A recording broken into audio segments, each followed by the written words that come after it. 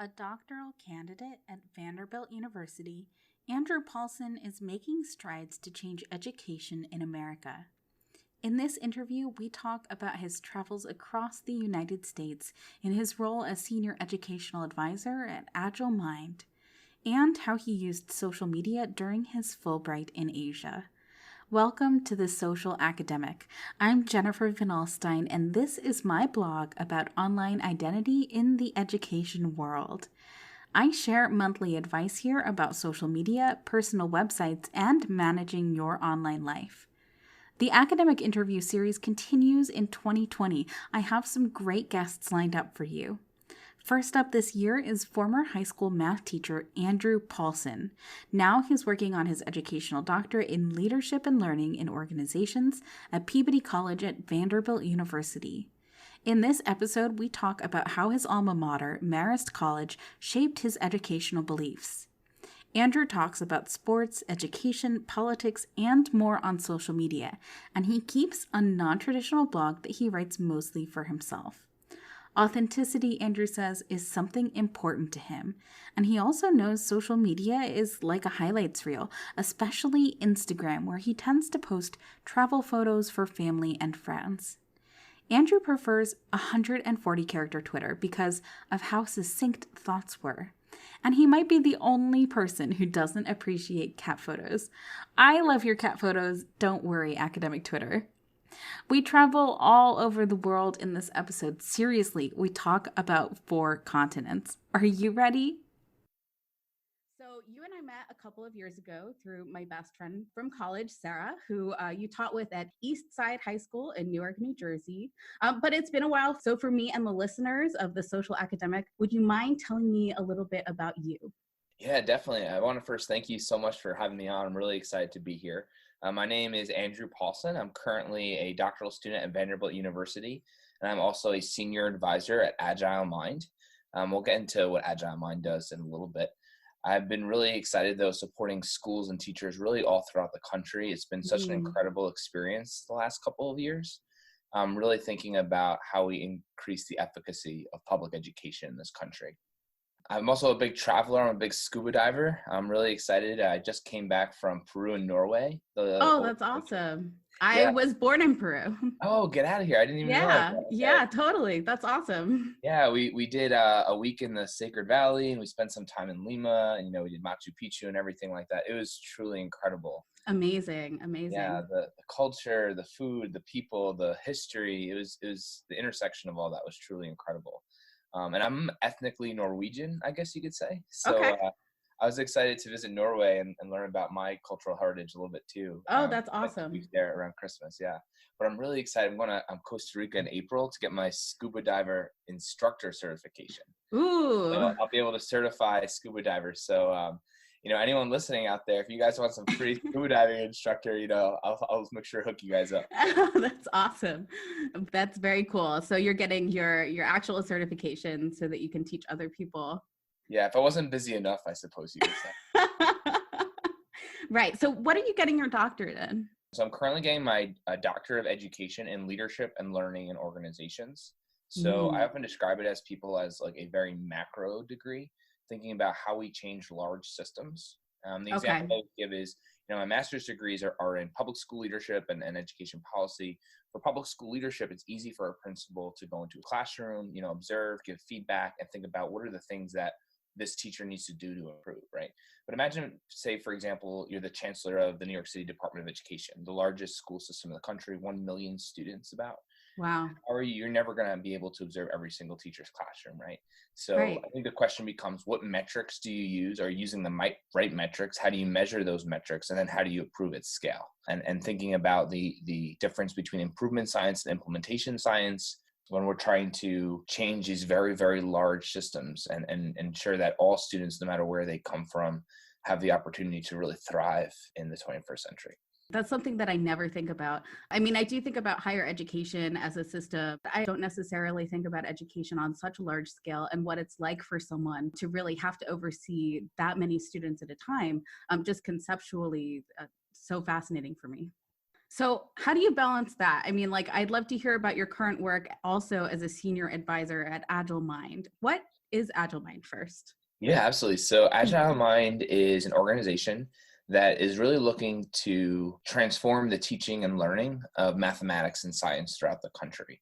Mm. So our organization really thinks about how we can bring the emerging cognitive science of learning to scale through the Wow. use of curricular resources, embedded assessment tools, helping teachers implement a lot of these ideas very easily, right? So I think a lot of times we think of all of these kind of disjoint packages, oh, we have this assessment tool that we can use. We have this really great curriculum. We have this data platform. We have these questions that we can leverage. We have all of this kind of cognitive science, but how does all these things kind of come together?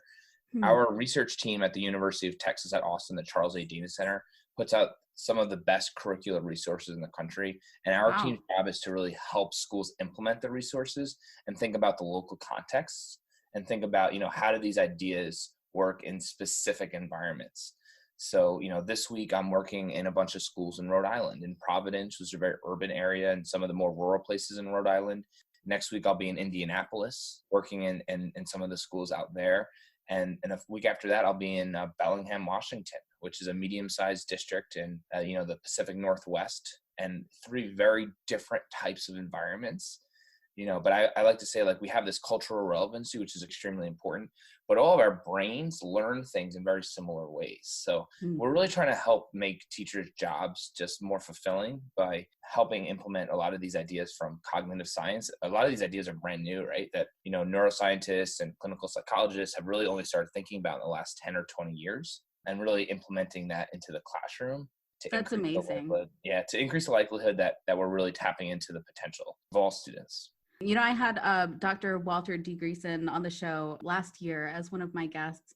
And one of the things that he said that he loved about social media was that the practices that he's talking about, the practices that he and many other educators are thinking about, can reach a large audience really quickly. Whereas in education, it takes a long time for things to be thought of, discussed, put into practice, and then actually implemented in school systems. And I hadn't thought about how long that process is until he told me about it. And so hearing you also talk about how quickly it can be done is fascinating as well. Yeah, and just in time for those that listen to the Freakonomics podcast, they just came out with an episode literally this week talking about scalability and really thinking about, like, what is the difference between a best practice, Right. oftentimes in a clinic, in a university clinic or something like that, and bringing that to scale. So if you're interested in reading more about that, I really encourage you to check that out. And if you're interested more in the cognitive scientist stuff, there is actually a group of professors that put together, it's just called the learningscientist.org, Mm-hmm. learningscientist.org. And they have a lot of resources that teachers can use and download, and PowerPoints to try to implement a lot of the cognitive science that I'm talking about as well. For those people that may be interested, just, a resource that they can kind of look into for those two big ideas. What are your goals as senior advisor? I'd like to learn a little bit more about what you do. You told me that you're traveling. You told me that you're on the ground working with all these different school systems. Yeah. Are you working with teachers specifically? Yeah, so we work with teachers, we work with school leaders, we work with district leaders, Mm-hmm. and we're really there to support the incredible leadership that they're doing on the ground, and supporting teachers. Yeah, oftentimes in implementing this kind of research-based curriculum, and really thinking through what are the unique needs of that school community, of wherever I'm working, that week or Mm-hmm. that month, support them with resources, with tools, with ideas. I've been so privileged, and I've learned from so many teachers all throughout the country.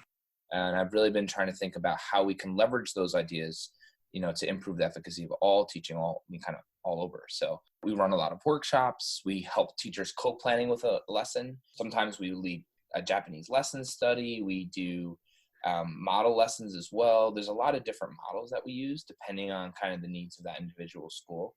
And so you But can really assess once you get there and once you meet the people what they need most. That's exactly, amazing. yeah. And I think the internet has sped that process up a little bit. We have a lot of Mm-hmm. different data metrics. So our platform kind of tracks a lot of things teachers and students are doing. So we can kind Great. of identify those holes using, data, or are students even using the platform, right? That's like a kind of a big Yeah. first step. And then, if they are, we can kind of see, like, are they struggling with procedural fluency? Are they struggling with conceptual understanding? Are the teachers struggling to incorporate student discourse into their classrooms, right? And depending on those needs is kind of how we kind of leverage different ideas and go from there. It must be fun to do so many different things and to be able to leverage your skills with all these different communities and working with all these different people. That sounds really fun.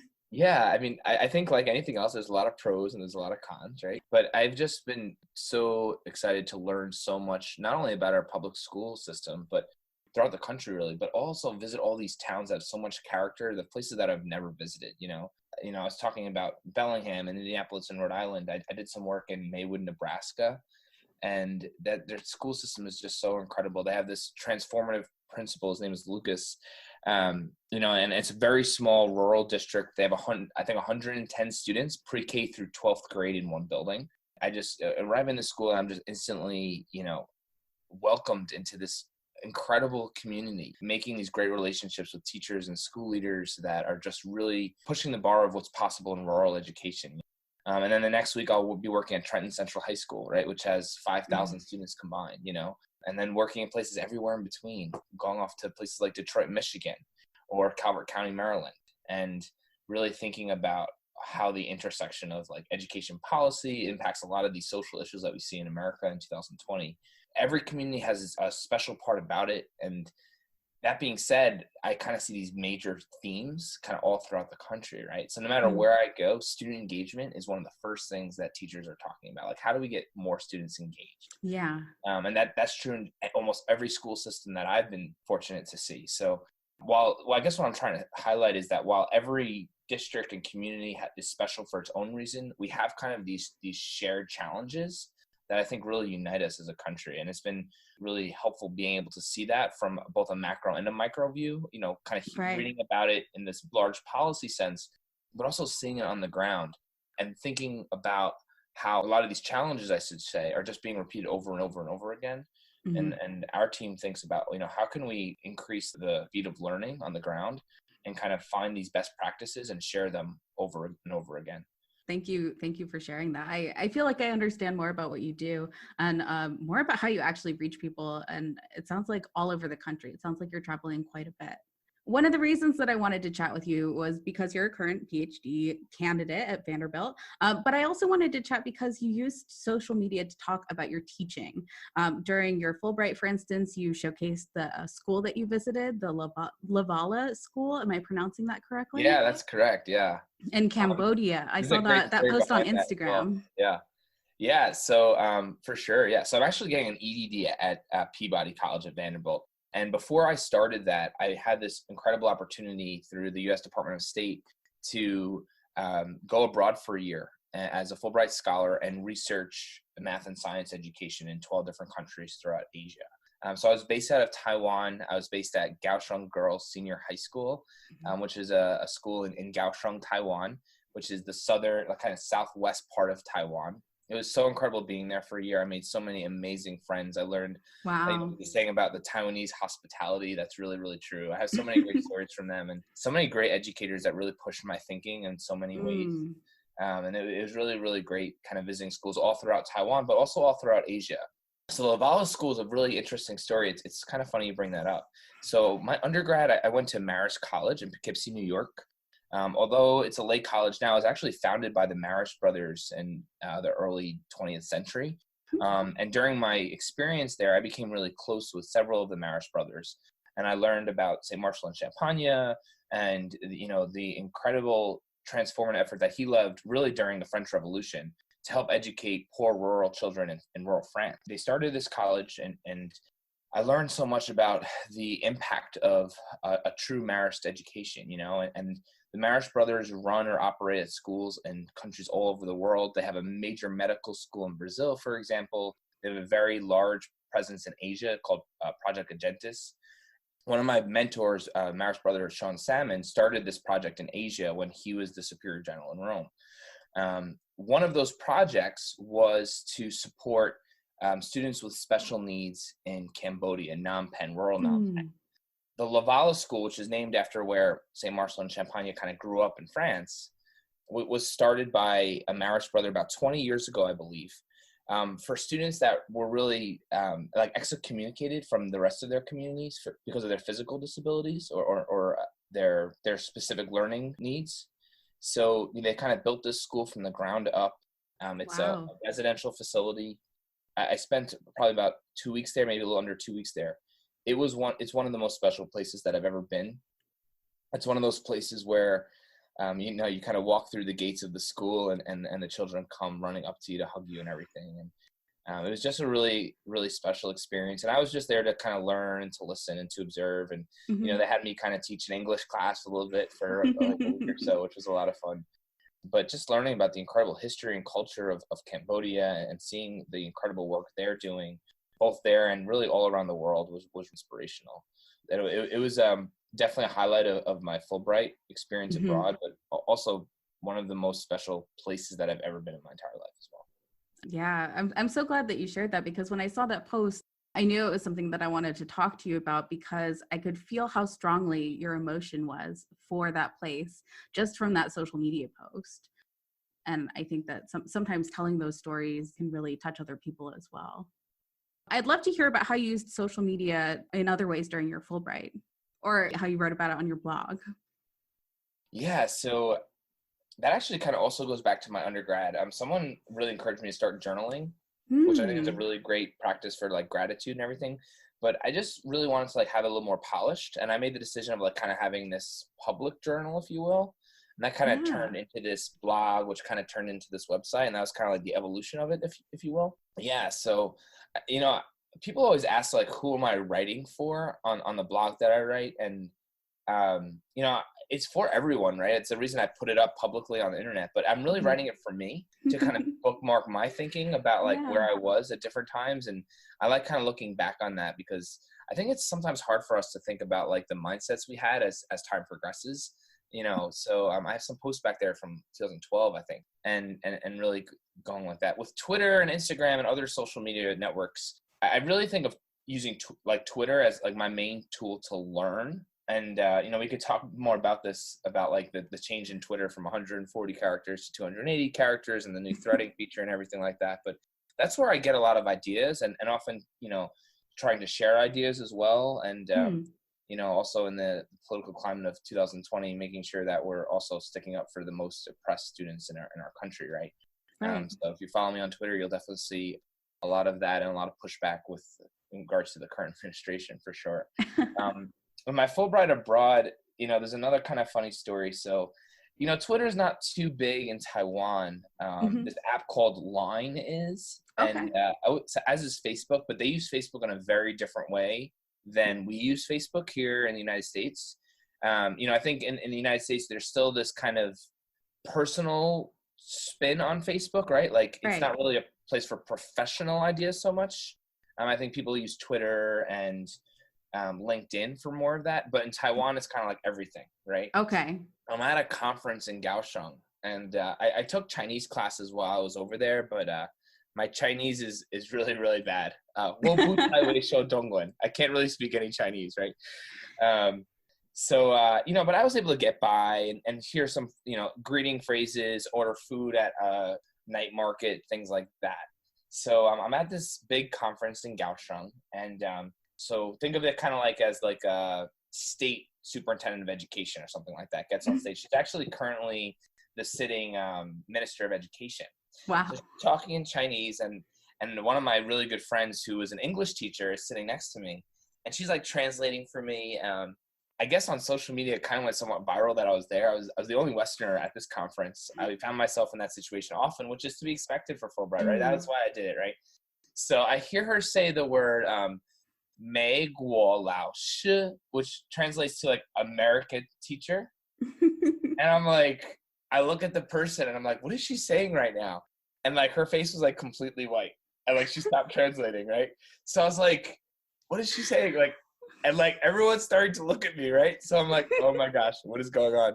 So she turns to me, she's like, oh, she wants you to go on stage and she's gonna interview you in Chinese to test out your Chinese in front of her. I'm like, oh my God, this is like my worst nightmare, right? Did like, you do it? Did you go on stage? Oh yeah, so I got up. I'm like standing on the stage with the she wasn't at the time, she's now the Minister of Education for Taiwan. I'm like, oh my goodness gracious. So she asked me like these basic questions, like what's your name and things like that. So I'm able to like fumble by, and my friend came on stage and she kind of helped me with the translations for things. There's a video of it somewhere online if you dig hard enough. It's honestly one of like my favorite memories of like my Fulbright experience there, because like that was I was in a town where I don't think there are a lot of Westerners. So a lot of people are coming up and taking selfies and stuff like that. I was like this like mini celebrity, right? I guess through Line and Facebook that went like semi-viral in Taiwan. So like for the next month after that, every school I visited, people, are you the American math teacher? Like every single place I would go. So it was really kind of funny. And I'd see like people on the subway, like looking at the Facebook article and like looking at me and being like, I think this is him, Um, That's so funny that you were like trending on social media and that people even recognized you from it. Yeah, I mean, one of the really cool things about Taiwan is that the teaching communities are so interconnected in ways that I don't think we really have here. Really? So like people are talking about what teachers are doing in other cities and other states. Right. And I definitely think we have some like, education superstars. I think like the Joe Bullers and Dan Myers of the world in math education, at least, right? But, for teachers that are on the ground, I even when I was teaching, right, I couldn't tell you what teachers in other cities, let alone other states, were really doing. So, right. Now, partially that Taiwan's geographically a lot smaller. You can take the high-speed rail and get from Kaohsiung to Taipei in 2 hours. So there's something to be said for that too. Whereas a 2-hour flight won't even get you a third way through the Continental 48 here. Right. But they really do leverage social media to really constantly stay connected, and when they meet at these conferences, they kind of just take it to the next level. So it's kind of cool seeing that too. And you say that staying connected, and especially with how you learn and how you think about new ideas, Twitter is something that you do use for that. I'm curious about that balance. Like you were talking about how you share different things on Twitter. How do you balance all of that? Yeah, really great question. So I think if you follow me on Twitter for about 2 days, you'll realize that I talk about my alma mater sports, like, go Seton Hall, ranked 10th in the country right now, right? And, Marist Red Foxes, Columbia Lions, and now the Vanderbilt Commodores. You'll hear me talk a lot about education and about my perceptions of the unjust actions that the current administration is currently taking, both specifically in regards to our students, but also on a broader scale, and what I believe is tremendously impacting our democracy. So I made a decision a few years ago that I really want my accounts to be authentic. I remember having a conversation with my current boss at Agile Mind, about like that. And I said, like, well, I really want to work for an organization where I can be me, like be professional, right? Like if you go through my Twitter, Instagram, there's nothing that I'm ashamed or embarrassed of. But it's very clear who I am, within 2 days of following me. And I think that's really important to stay true and authentic to yourself. That being said, I'm much more of a lurker on Twitter than I'm a poster. Like I probably post maybe 2 or 3 original tweets a week, and then maybe I don't know, 10 or 15 retweets on average. I don't know. Yeah. Probably know the exact numbers better than me, but I'm on Twitter all the time, because that's a way for me to kind of stay glued into a lot of these conversations around equity, around improving the efficacy of public education, around education policy, in a really meaningful and tangible way with people that are on the ground doing that work. So you're like reading tweets and engaging in conversations about things with people when you're on Twitter. Is that right? Yeah. Got it. Yeah. You said that you spoke with your current employer about your social media practices. Was that at the interview stage? Yeah. I'll be honest with you. I'm not really sure when. It definitely was not at the interview stage. I think I was talking about like really investing in social media accounts with Agile Mind. I'm at Agile Mind because I really believe in the mission and vision of the organization. In my heart of hearts, I believe that we have the best curricular resource in the whole country. But I feel like no one knows it, Like I feel like no one really knows the incredible work that we're doing. So one of the strategies that I suggested is really doubling down on our social media usage. Absolutely. Instagram and Twitter and things like that. And I think we have a really incredible research team and team that really thinks so large about these really big ideas, and what do students need to learn, right? And how do these ideas progress over time? And I think one of the things that we might be able to do better is like communicating that message to the masses. Right, of course. So I kind of led some like initial kind of PD. One of the things I believe is like, if we're going to do this as an organization, we as individuals need to become more proficient in social media use. I think people were kind of being redirected to my pages and things like that, and they were just wondering like, is this a professional account? Is this a personal account? In my opinion, those are one and the same, which I know I know that's could be controversial in some employers and some places like that. And I'm hyper cognizant of what I post on there, including when I'm giving my critique of the Trump administration, right? But I want to make it clear where I stand with that, right? And Right. and I think part of the reason I put it on Twitter is so that we can engage in conversation about it Yeah. in a meaningful way. So. Yeah, and you said that you do stand by everything that you say, and that that's something that you're really cognizant of, that when you share something, it's something that you believe in and that you feel needs to be shared. Mhm. A question that I get asked a lot from faculty members is like, is there a difference between a personal account and a professional account? Should I have two separate accounts? My answer is usually no. Like, it's so much work to have multiple accounts. Right. But even my because I do have a business account for my consulting business, but I am very personal on that as well. I talk about my personal life. I share personal things. So they're really one and the same. It's just kind of two different audiences for me. But it is also so much work to have two completely separate accounts. I Right. think that having one makes a lot of sense, especially if you are caring about the things that you say and the things that you share. Yeah, absolutely. And I would say, like, I'll phrase it like this: like, there's no tweets that I sent in the last 5 years that you could show me that I'd be like, oh wow, I'm embarrassed for that. I need to go delete that now, right? Right. You Yeah. know, Yeah. and some might be controversial, but I think that's part of it. If you're not going to share your ideas and your perspective, like, what's the point, right? Isn't that the whole Mm. intent of social media? I think there is a negative perversion of that when we get into this, like, fake news and things like that. And I think, unfortunately, like, this line between opinion and news is kind of blurred a lot, especially on social media. Yes, I But agree. as someone I don't hold an elected office, right? I'm not in a public capacity right now. I don't really need to worry about that too much. But who knows? Maybe that'll change in the Well, I hope it does. Just from listening to you, I'm very much like, I hope you're, the Secretary of Education one day. future. Um, They'll be finding this post, and they'll be like, 20 years from now. I know, right? So what about now? As an educational advisor and an educational doctorate student, I'd love to hear about how you share on different platforms, because you have a Twitter and you have an Instagram account. Do you have different audiences on those accounts? Do you share different things? Do you share mostly the same thing? Yeah, that's a really great question. I don't think I post things, or especially on Instagram. Like, I don't post things with the intent of, like, trying to go viral or trying to get my opinion out there. So you're not trying to reach a large audience And my necessarily. Instagram, yeah, I think my Instagram, if you look at a lot of the pictures, it's a lot more traveling pictures, Hmm. more like family pictures, pictures with friends and things like that. More just like trying to communicate in a passive way, kind of what's going on in my life, I guess one could say. Yeah. Whereas my Twitter, I do look at that as like an opportunity to be involved in a larger conversation with people that Mhm. I may know and people that I may not know as well.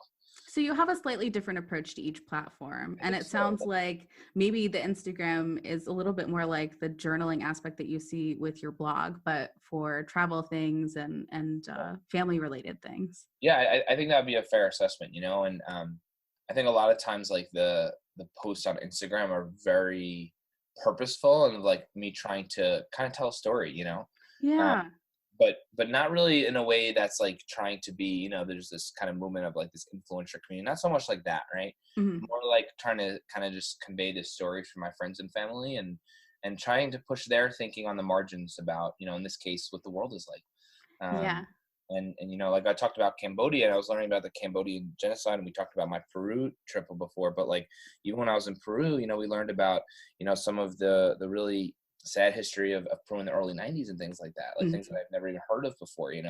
So I wrote a blog post about that and shared it with some people. But again, those are more for, like, friends and family, really with no intention to necessarily go viral, whereas Twitter, Yeah. I'm trying to engage with a larger community. I think the other thing, and people have given me feedback before about this, and I actually think that I'm perhaps wrong and they're perhaps right, but I'm not really looking to add followers on Twitter necessarily. Uh-huh. Um, I'm just looking to really just be engaged with the larger conversation, and if someone chooses to follow me, I think that's fantastic, but that's really not Yeah. why I'm on that platform. No, I completely agree. And I also feel like if your message is strong enough or important enough, it does tend to reach a much larger audience when it needs to. Yeah. Um, yeah, for me, I tend not to like I don't try to find more followers. I mostly engage with my current audience, and the people happen to see something that I share because their friend, has shared it and they've seen it. But I'm never out for like more followers, and that's one of the reasons my accounts are still on like the smaller end for businesses. But I engage in conversations with the people who do follow me all the time, and that's really what's most important to me. Can I ask, which is your favorite social media platform? Is it the Instagram or the Twitter? Traditionally, it was, if you would have asked me this question 2 years ago, I would have said Twitter 100%. Uh-huh. I'm really sad that Twitter has changed some of the way that it operates. I think Hmm. when Twitter you needed 140 characters, I think you really needed to be clever about how to get your message across in 140 characters. you Hmm. know, and there was no threading, right? So, and at the time there was no, I don't know if you remember, but there's no like one of 17 tweets, right? Like it was like this was your one tweet to like tell your idea about this, and like I'm gonna butcher this, but you've heard this in the academy as well. It's like if you wanna, if you have a week to write something, you'll write like a book, right? And if you Yeah. have a day to write something, you're gonna write an essay, right? And if you have an hour to write something, or kind of the other way around, right? The more time you have, Right. you really think about like what is critical and what's not. I think that was like really great with what Twitter used to be. It's conveying these really quick ideas very quickly, right? Like I could read a tweet and like I got it because that was that person's very condensed thought. And That's if I all they want, had. yeah, that's all I had. If I wanted more information, I would read their website. I would read their blog. I would PM them, right, or whatever that may be. Huh. Now, and again, this is completely my opinion, right? As Twitter has changed to 280 characters, now you can thread messages. What's the difference between Twitter and Facebook now, right? There's And not, yeah, there's not much of a difference except that your post reaches a lot more people. right, exactly, right. And Twitter is more for to help find people you may not know, whereas Facebook is people that you Right. have met before, right? But it's like now, and all of a sudden now, even though I control who I follow and I kind of prune out that list every now and then, I find my timeline like flooded with cat photos, like just the how the retweets work and everything like that. I'm reading these like passages, these like, and it's like 18 tweets about like this like mediocre event that happened, Hmm. and like in old Twitter, I would have read that 140 characters, moved on. Now I'm just like, I just wasted 2 minutes of my life reading this, right? Like, is there Yeah. education spin on this? Is it not? Oh, Um, that's so interesting because I only joined Twitter 2 years ago. So I don't know old Twitter. I don't remember the 140 character like time that you're talking about because I never experienced it. I avoided Twitter like so hard. I never went on it. The only tweets I saw were like in the newspaper. And so I really only recently joined Twitter. So like I like that I can engage in conversations and I can talk with people all over the world. So I like Twitter when I'm on it, but I definitely enjoy Instagram more. yeah, interesting. I guess like every pro has its con, right? I also don't like this idea for Instagram of like getting the perfect shot necessarily. I was Mm. Last story I'll say about Peru is I was eating at this restaurant called Central in Lima, Peru, one of the best restaurants in the world. It was incredible, right? And the table over from us was this table of Americans, older Americans, and they were talking about how they chose not to do the Sacred Valley tour because they felt like it wasn't Instagrammable, Oh my god. and it was just really off-putting and rather disconcerting, and I think Yeah. that countercultural wave has definitely invaded that platform, um, Mm. and I also think there's this reality, and like I wonder about this too, of like, even traveling all the time, there's a lot of pros, but there's a lot of tough cons as well, and if you look at my Instagram posts, you only see the happy posts, right? Even for me, but not every moment when you're traveling are these, rainbows of amazing opportunities. There's a lot of lonely nights. There's a lot of times where you're not doing anything, right? Or, Hmm. having to interview tonight, if we didn't have this interview, I'd be kind of here by myself. And that's the price to pay. And I'm super privileged and I don't want anyone to feel bad for me at all, right? But I think sometimes when we're looking at someone's Instagram page, it's like, oh, wow, well, it seems like everyone has a perfect life, right?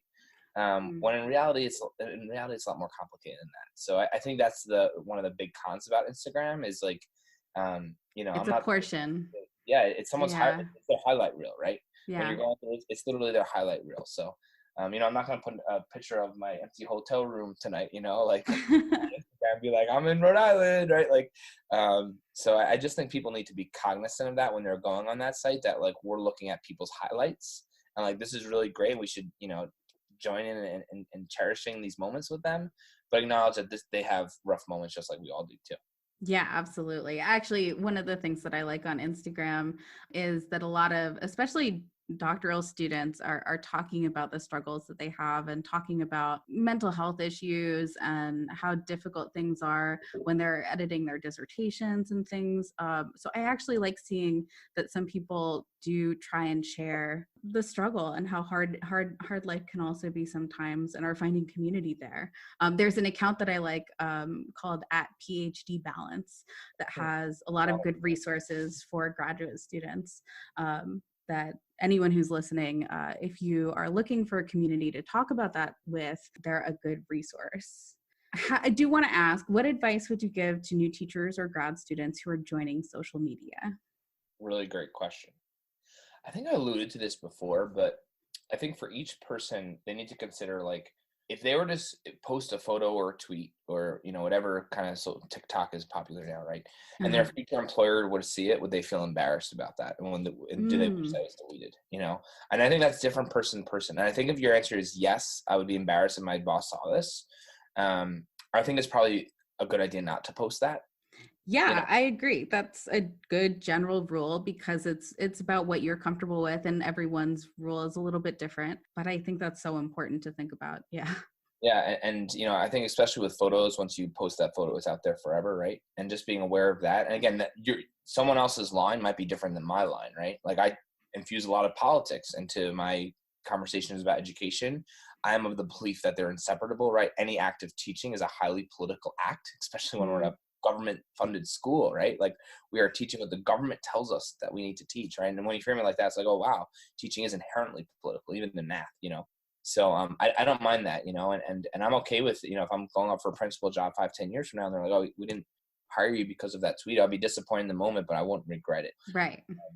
So I think that's kind of thing. I think the other thing that I would be cognizant of is there's so much like negativity out there, in all sectors, but specifically education, about students and things like that. I know you asked me previously about like the hashtag things my students say kind of hashtag. I kind of just, I didn't start that, right? But like I just did that because like I wanted this counter narrative of like, look how amazing my students are, Yeah. And I feel like that so often gets lost in sharing. And I think we often, things that go viral are things that are like shocking moments or things that are negative or bad. And I think it's a lot harder for like these like micro positive moments to go viral, Yeah. But I really want to just really encourage teachers to like make sure that we are sharing positive stories about our students, and we're not reinforcing stereotypes, either consciously or sub, in the subconsciously type thing. Yeah, you just never know who's reading your tweets and who's seeing that and who's feeling hurt or upset by it too. I'm always recommending that people be wary of what they say about their students on social media, especially because you never know who's going to see that. No, I agree. Yeah. So you do have a personal website, and we talked a little bit about that, but not all of my interviews do. And you've had one for a long time, you said. Can you tell me like why this was so important to you?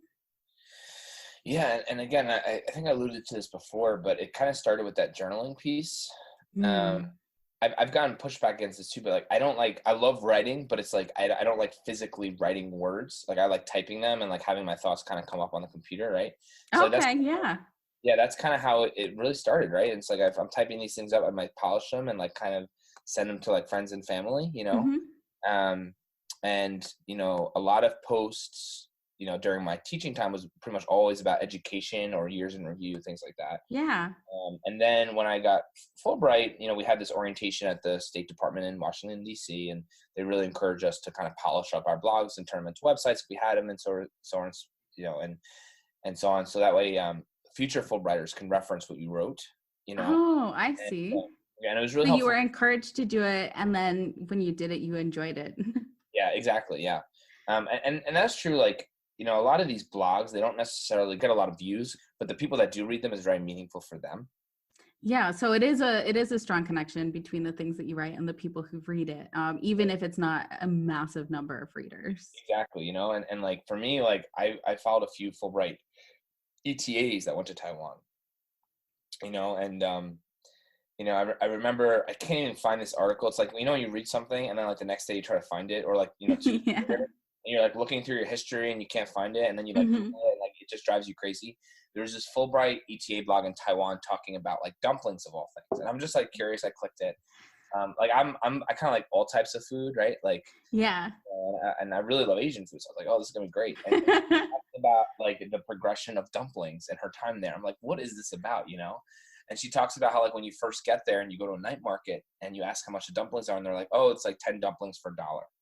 And you're like, 10 dumplings for $1, and then you eat the dumplings and they're like the best steamed dumplings you've ever had in your entire life, right? And you're like, oh my god, this is amazing. I bought 10 dumplings for $1 and this is the best dumplings like I've ever had, right? And then like she like goes through this progression of like, and then that lasts for like 2 weeks, and then by the third week you like are sick of dumplings, right? And then like, but then time goes on, and then dumplings is the only thing you can afford because you've been right? So it goes from this like thing of like this pure bliss, right? And then it goes into this like, oh, it's so mundane, and like now I have to eat it, and like I don't even like it anymore. And then it ends with her being back in the States, right? And like she's like, I miss my Taiwanese dumplings, right? Right. Like it's this metaphor for I think your time abroad, right? But like that was What so a what a great way to tell the story though. And the yeah, fact that you remembered it even after seeing it once and you're telling it to me now and I'm like, I want to go read this blog about dumplings. That sounds like fun. if you find it, and this is true for all readers, please send it to me. I will send you like a $5 gift certificate to Starbucks. Right.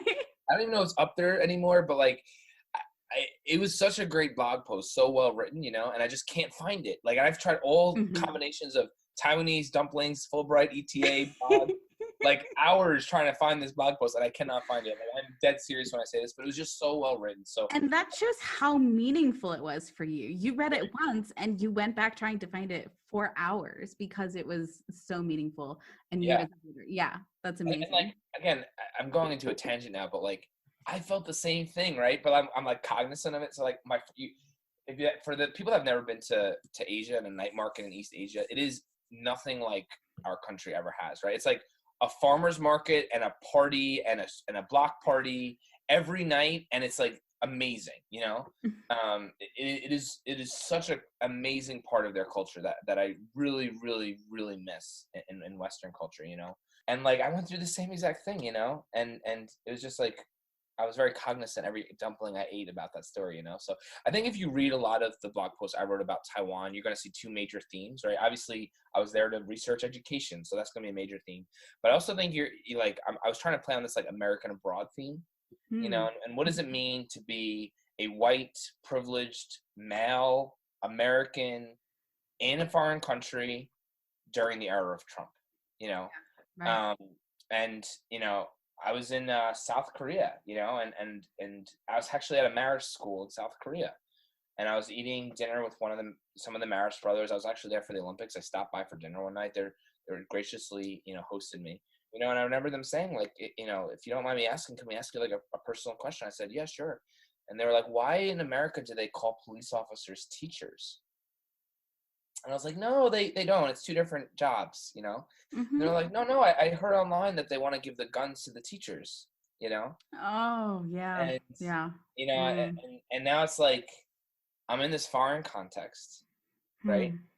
And I need to try to explain why this is while also explaining that I disagree with it at the same time, right? And Right. that's a really complicated thing to navigate. Um, Yeah. that happened multiple times. Mhm. Unfortunately, when I was there were many school shootings in America, and Mm. I would walk into a school and they would ask me about it, and I was a loss for words, or a Trump tweet, right? And whatever it may be. It's really really challenging in those environments.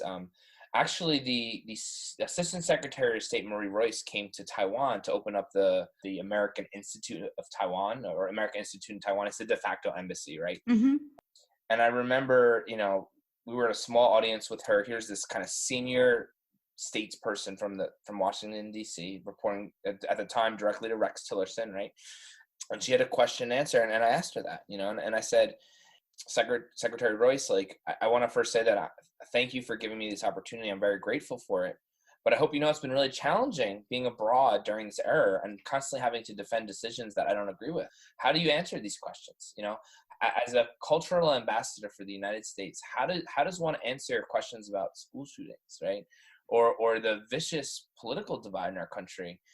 Because every school I go to, how many times does an American walk into an average school in Taiwan? Very, very rarely, right? Mm-hmm. So of course they're going to be asking me these questions, and I really grappled with how to answer these questions, And also, in addition, like, these are people that I just met in a very direct culture, right? Like, in Taiwan and East Asia in general, it's a very, very direct culture. So they're just going to ask you directly the question, Whereas Right. in the West, sometimes we try to build up that relationship before we get to those more controversial questions. And Mm-hmm. there's no value proposition. I'm not saying it's good or bad. It's just different, right? Me asking this question to the sitting Assistant Secretary of State, and her basically just shrugging her shoulders and saying, like, did you hear about this new app we launched? And like, sign people up. That's it for questions. Have a good day, So, and everything in between that, and really thinking through, like, what that means. So again, just long story short, like, I think if you read a lot of my other posts, you'll see this storyline of what does it mean to be an American abroad during this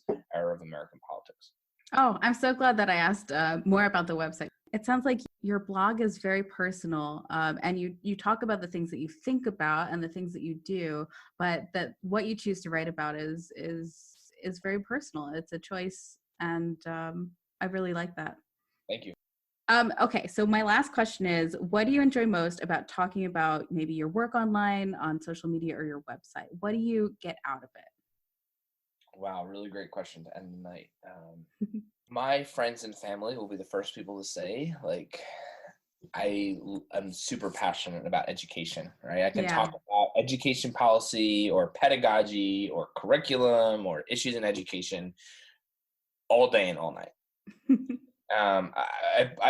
It is my bias, right? Like, I really believe that, like, if we were able to transform our public school system, our system of education, the overwhelming majority of a lot of the contemporary challenges we have would disappear. And that's my bias. I acknowledge that it's my bias. I wear it on my sleeve, but I sometimes think that we are kind of in this, pre-evidence era in education, right?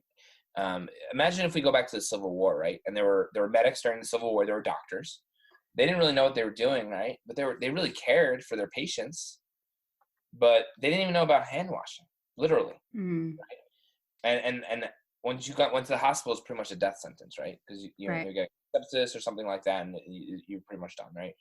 But no one claims that those doctors weren't brave or they weren't caring. Over the next 100 years, we learned a lot about the biology of medicine, right? And hey, there are these things called germs, and we need to wash our hands. And at the time, that was really controversial in the medical community, right? Like, don't tell me what to do. I'm a doctor. I'm not going to wash my hands, right?